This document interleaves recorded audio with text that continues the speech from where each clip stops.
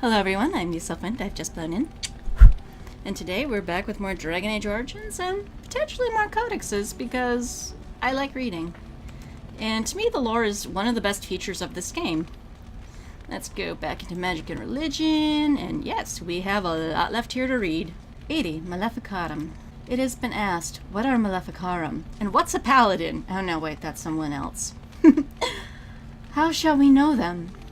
Well, they usually have robes and a staff. Just saying. I have been as troubled by this question as you, who have come to me for the wisdom of the Maker, but none have seen the Maker's heart, save beloved Andraste. And so I have done as all mortals must, and looked to the words of his prophet for answers, and there I found respite from him a troubled mind. For she has said to us, magic exists to serve man, and never to rule over him.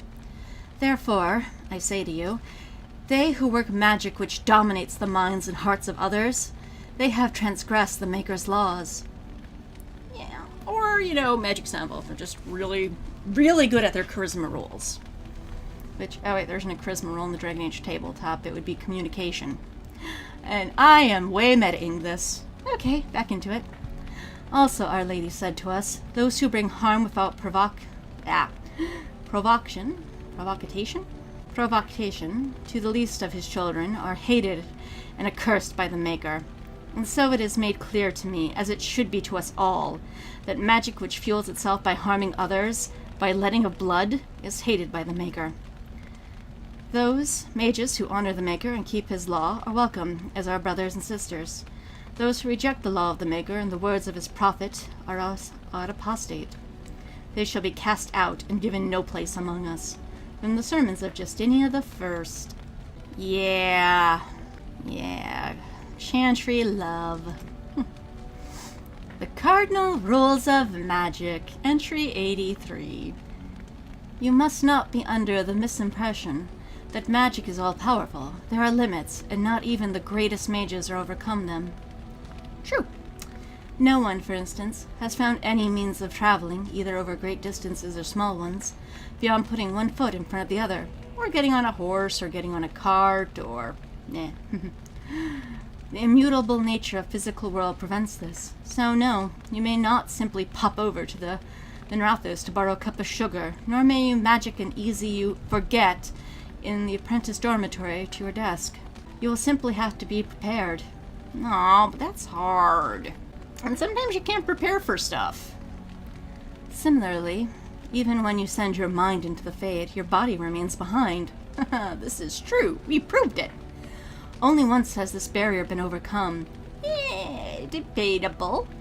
And reputedly, the spell required 2/3 of the lyrium in the Tevinter Imperium as well as the lifeblood of several hundred slaves. Yeah, not good times. The results were utterly disastrous. Like I said, not good times. Finally, life is finite. A truly great healer may bring someone back from the very perspectives of death. But when breath and heartbeat have ceased, but the spirit still cling to life, but once the spirit has fled the body, it cannot be recalled. That is no failing of your skill or power. It is simply reality. Agreed. From the lectures of First Enchanter Wenceslas. Yeah.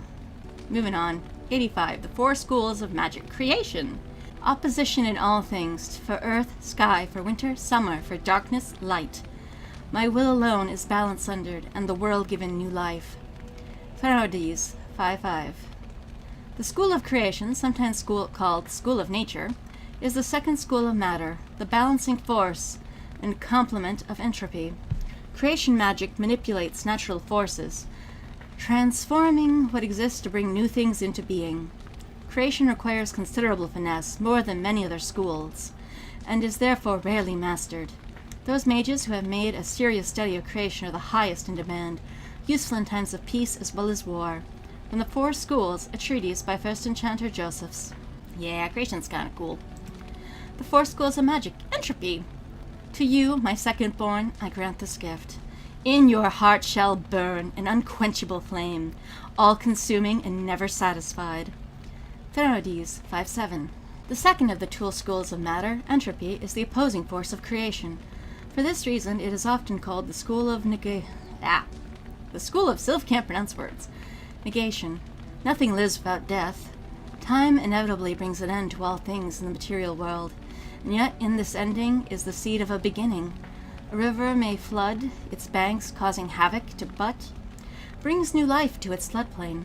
The fire that burns a forest ushers new growth, and so it is with entropat magic that manipulated the forces of erosion, decay, and destruction to create new. The Four Schools, a treatise by first enchanter, that guy. The Four Schools of Magic, primal. Those who oppose thee shall know the wrath of heaven. Field and forest shall burn, the sea shall rise and devour them. The wind shall tear their nations from the face of the earth. Lightning shall rain down from the sky. They shall cry out their false gods and find silence. Andraste, 719. Cheery! This is actually why I think Andraste was a mage, but that's another headcanon for another day. Sometimes called the School of Power, the Primal School is the second of the schools of energy, balanced by spirit, and concerns the most visible and tangible forces of nature itself. This is the magic of war, fire, ice, and lightning, devastation. This is what the vast majority imagines when they hear the word magic.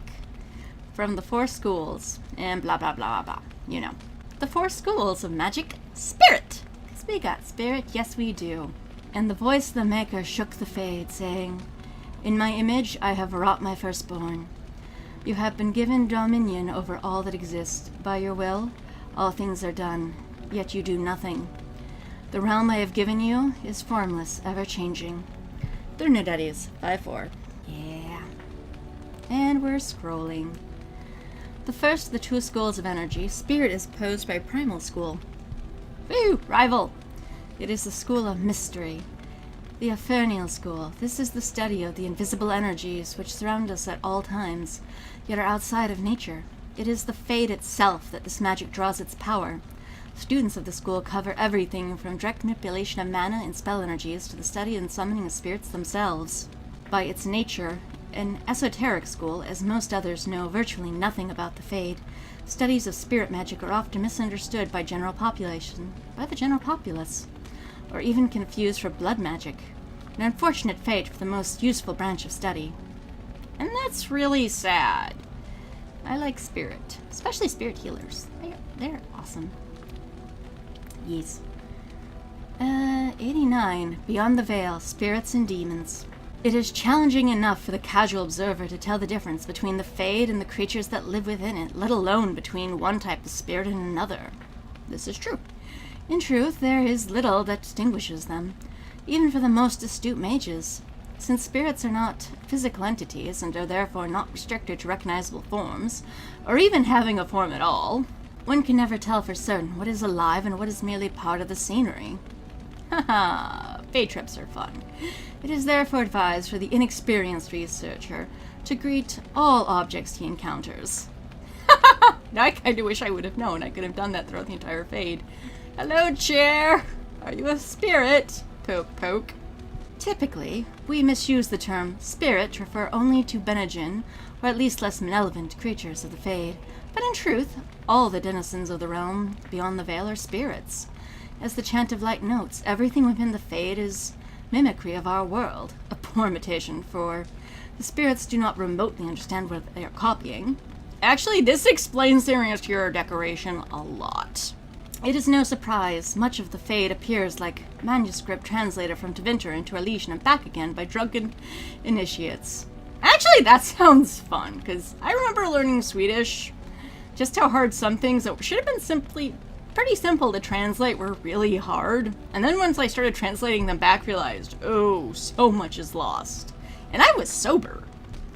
I'm just really bad at learning Swedish. In general, spirits are not complex, or rather, they are not complex as we understand such things. Each one seizes upon a single facet of human experience, rage, hunger, compassion, hope, etc. This one idea becomes their identity. We classify as demons those spirits who identify themselves with darker human emotions and ideas.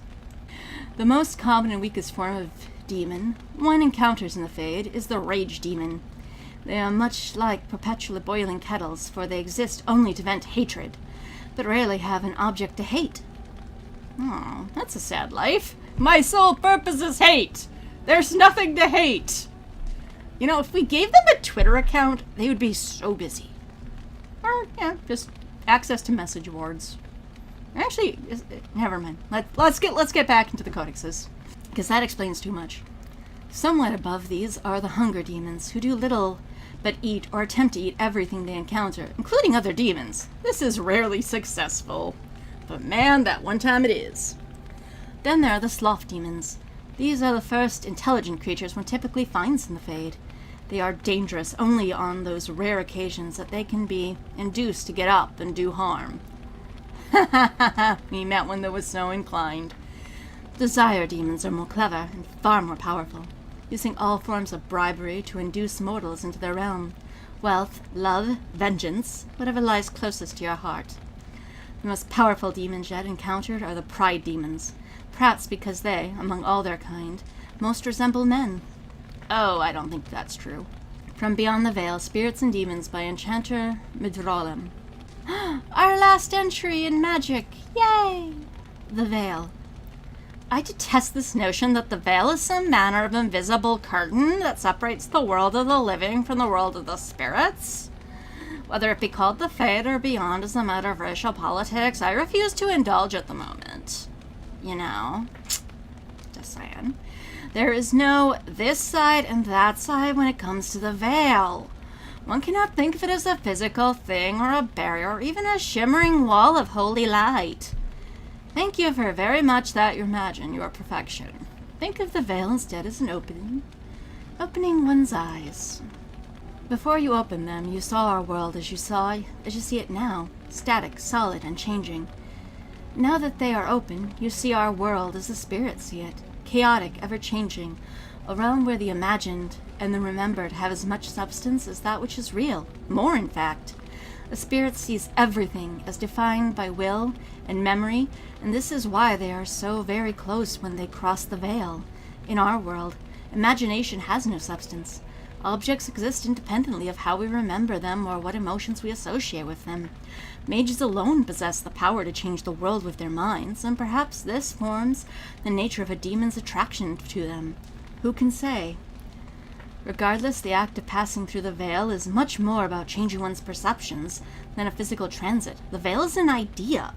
It is the act of transition itself, and it is only the fact that both living beings and the spirits find the transition difficult that gives the veil any credence as a physical barrier at all. From a dissertation on the Fade, as a physical manifestation by Moreno Senior Enchanter of the Minrafa Circle of Magi, 655, Steel. That's actually a very interesting interpretation of that, for other reasons that we'll get into many, many games later. Culture and history time. Yay, let's learn us something. Yay, not as much reading in this category. The Paragons. As I studied among the dwarves, I became aware of their social system. Was as rigid as the stone that surrounded them. Very true. From the lowest servant to the king of Orzammar, each dwarf has a caste, a rigid social standing, which dictates that he may do and how he may do it. What fascinated me then was that the dwarves, stubborn and proud as they may be, have built in a way even the lowliest dwarf to bypass the caste system and reach providence. Any dwarf who has made achievements of significance can be named Paragon, elevating the dwarf above all others. And in this world, a paragon is something different. Yes, I am a fan of the spoony one, Noah Antweiler. Why do you ask? To become a paragon is to be recognized as essential. Well, it's also as essential, but as essentially a living ancestor. Your words are considered infallible. Haha, that's dangerous. And the dwarves liken you unto a god. Dangerous. Your family, those who chose to ascend with you, become the founders of a new line of nobility. Indeed, every existing noble house among the dwarves traces its line back to founding Paragon. Cool. This is a rare thing, however. In my visits, I learned that only one Paragon has been elected in generations, the smith Branca, exalted for her discovery of smokeless coal. That's actually really cool that she made that. I'm very curious how she did so. I met the Paragon Branca only once during my stay, and I may consider it an odd occasion indeed. Surrounded by those of her house, this ill-tempered woman was draped in the finest clothing and jewelry, and was obviously revered even above the highest nobles, perhaps even above the king. Yeah, my bro totally is gonna love this chick. Yet she seemed to enjoy none of it, the burden of being a living legend as great, it appears. The statues of the Paragons are found throughout Orzammar, though nowhere as prominently than in the Hall of Heroes, through which one passes on entering to the surface. It's a breathtaking sight to behold. It's okay. I've seen it. It's okay. Great works of stone, all seeming to hold the ceiling above. It is meant to impress upon visitors to Orzammar of all who have been gone before. I think. Maybe. I don't know. It is also meant to remind dwarves going to the surface, and thus abandoning their brethren forever, of all they are leaving behind. From the stone halls of the dwarves, by Brother Genetivi, Chantry Scholar. That guy's been a lot of places. The Tevinter Imperium! Yay! The Imperium is little more than a dilapidated old slattern crouching in the far north of Thedas, drunkenly cursing at passerbys to recall her faded beauty. Yeah, they don't sound like they like her much. One can see that Marathos was once the center of the world. The vestiges of her power and artistry yet stand, but they are buried in layers of filth that the Imperium's decadence has accumulated over the ages. The Majocracy live in elegant stone towers, literally elevated above the stench of the slaves and the peasants below. The outskirts of Marathos are awash in a sea of refuge, turned destitute by the never-ending war between the Imperium and the Canary. Yet the Imperium survives. Whether with sword or magic, Tevinter remains a force to be reckoned with. Marathos has been besieged by men, by Canary, by Andraste herself, and never fallen. From the pursuit of knowledge, the travels of Chantry Scholar Brother Genetivi, who doesn't it all come across as, I got an axe to grind against these people. Nah. Let's hop over characters now. Let's go down into books and song. Cool, not that much. The Legend of Galahad, Chapter 2. So, I'm sorry I have not read Chapter 1. I don't have it yet. With the allegiance of Arl Mirrodin, Galahad began his rise to greatness. Yay, that's a cool line to begin on. Some of Mirrodin's allies also pledged allegiance, but most thought him foolhardy. I know how to read words. A boy commoner was to lead them to become king. Over the years that followed, however, Galahad would prove himself worthy of men's trust. With each victory, he won over more men to his command, and his reputation as a man of honor spread. Eventually, during his campaign, most of the lowland of Banar, he met his most infamous friend and companion, his vaunted warrior lady Shayna. Galahad married the famously beautiful daughter of Merin and his firstborn, and his firm belief in the way of the Chantry became the staple of his court. In a time when Chantry was still new to the lands and the courts following Andraste held the majority of power in Ferelden, Galahad began to solidify the nation as one in line with the other nations around it. This piety eventually won over the Galahad, those faithful in Ferelden who had been waiting for such a leader. Yeah, using religion to manipulate people. Then they wonder why I say I'm an atheist. With Lady Shayna at his side, Galahad was unstoppable, and by 542 exalted, the war of Ferelden had come down to the final battle against collected forces of Simon, Tyrant of Denerim, and the most potent nobleman in the land. Galahad persuaded the Circle of Magi to come to his aid. I don't know why I said pursued. As well as the Ash Warriors, and in the Battle of White Valley, he famously defeated Tyrant Simon and united the nation. Yay! He did a thing! During the battle, Simon nearly killed Galahad, but Lady Shayna intervened and took the wound for him, slaying Simon. Galahad was crowned king in Denerim that year, and Merin his queen, but he spent much of the months that followed nursing Lady Shayna back to health, 'cause I'm sure that wasn't awkward at all. King Galahad's Ferelden was peaceful for a time, with the Chantry spreading quicker under the king's guidance. Everywhere the king and queen went, they were surrounded by cheering crowds. Common folk celebrated Galahad as one of their own, who had achieved the impossible, and trade opened up with many outer lands, the first of Ferelden's existence. But, as with many such golden ages, it was not to last. From the Legend of Galahad by Brother Heron, Chantry Scribe, 810 Blessed. Yeah, that story's in no way gonna come back and influence some other events that's gonna go on. A very chewed and moist book. Puppy, what did you do? Much of this is illegible. Day 42. I begin to suspect that we are being manipulated, as if by some unseen hand far above us. Always, I hear the sound clicking, click, click, click, click. Several pages are missing, and much of the ink that remaining pages has run together. And now I'm scrolling. My apologies. And then told them I wouldn't take any cheese unless it came directly from the Weird Mother's hand. Mud or something similar soaked into the pages here. Day 115. My mother told me I was special. I never knew how right she was. The ink is smeared horribly.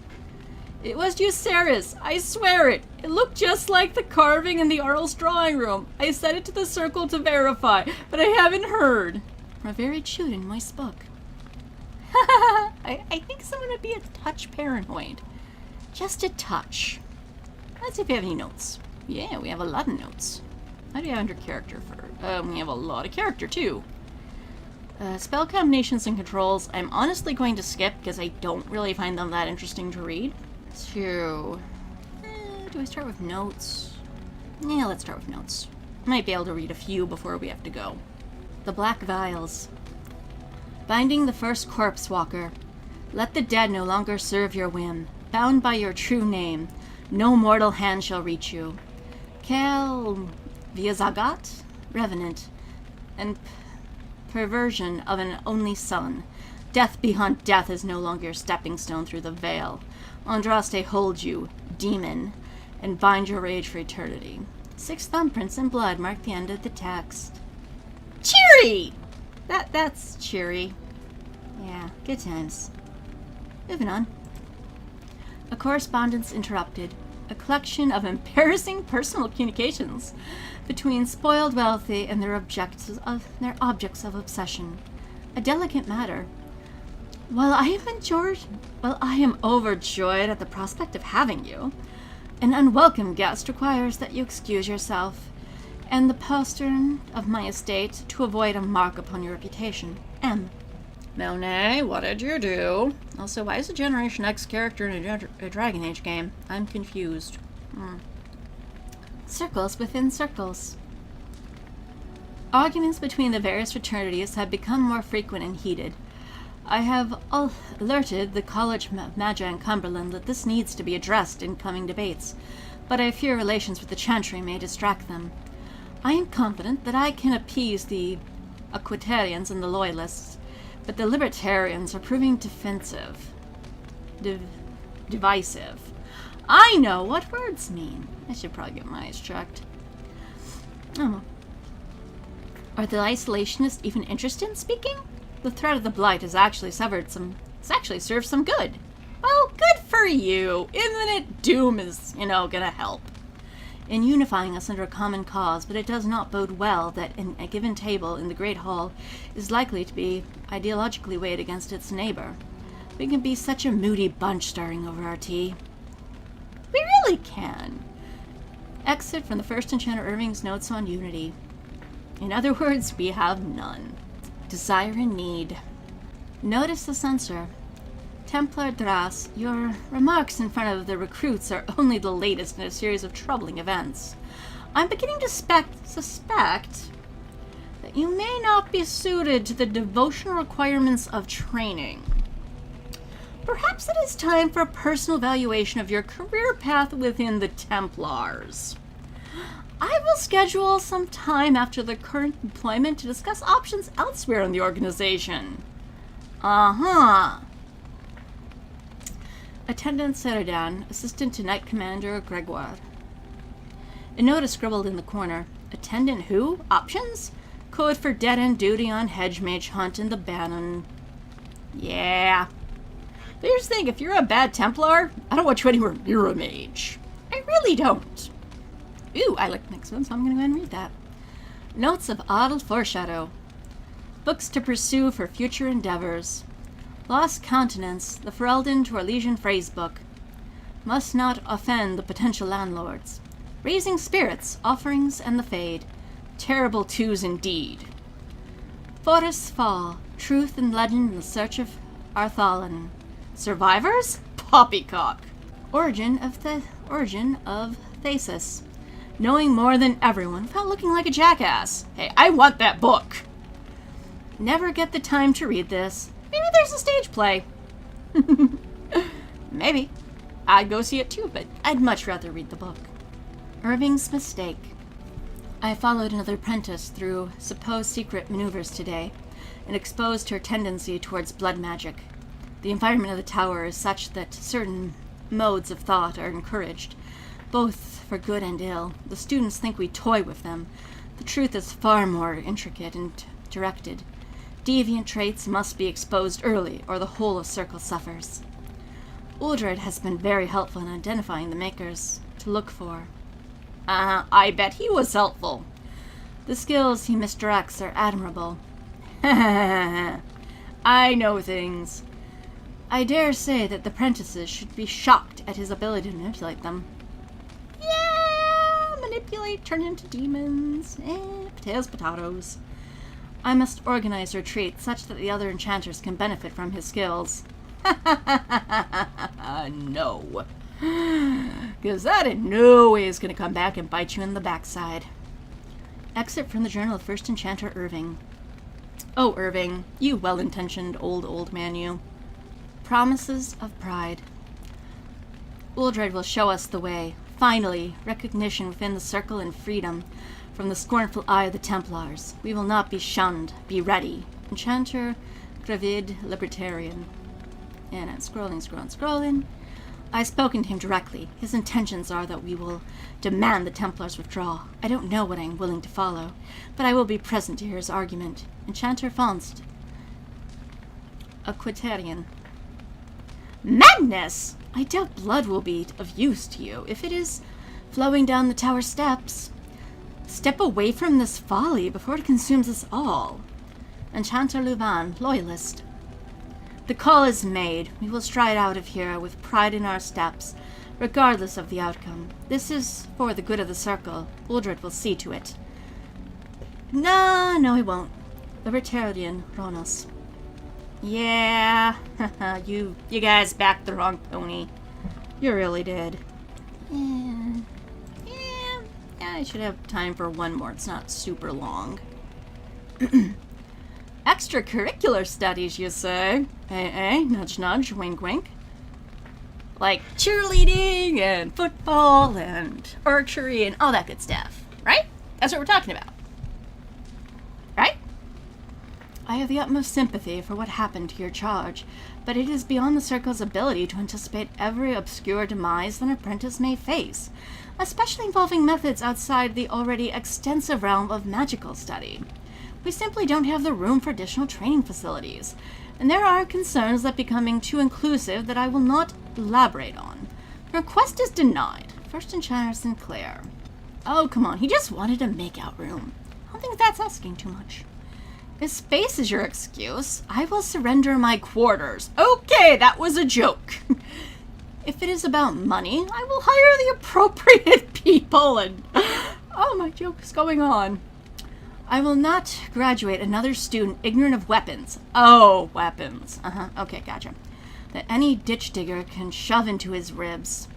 You teach them to append ridiculous, glamorous on parade arms, and they don't know the simple steel. That is criminal. Enchanter Bergen, I don't know. Notice herewith the extensive area of the 4th floor shall serve as permanent berthing for the Templar garrison stationed at the tower.